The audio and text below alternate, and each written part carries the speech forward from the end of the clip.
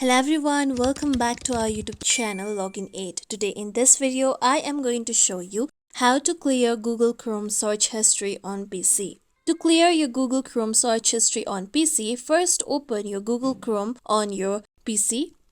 Now make sure that you are logged into your Google account on your Google Chrome. As you can see here, I am already logged into my account. Now here you can see three dots on the top right side of the tab.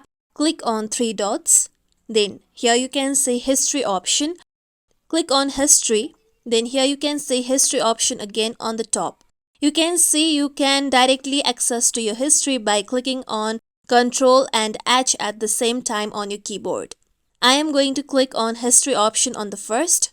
With this, here you can see all your history including your search history as well. Now here you can see clear browsing data option on the left side. Click on clear browsing data option.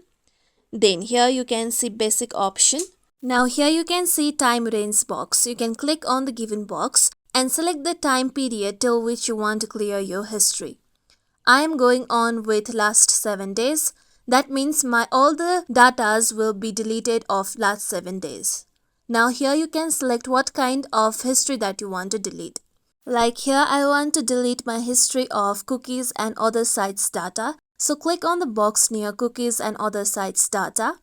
Similarly, here you can also see advanced option on the top. Click on advanced option.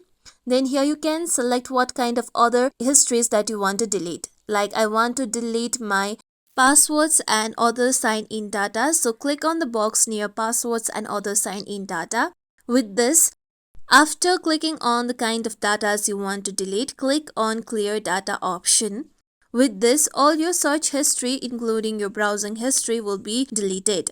This is how we can clear Google Chrome search history on PC. This is it for tutorial everyone. Hope this tutorial was helpful to you all. If you like today's tutorial, make sure you like, share, subscribe to our YouTube channel for more tutorials like this. Thank you for watching.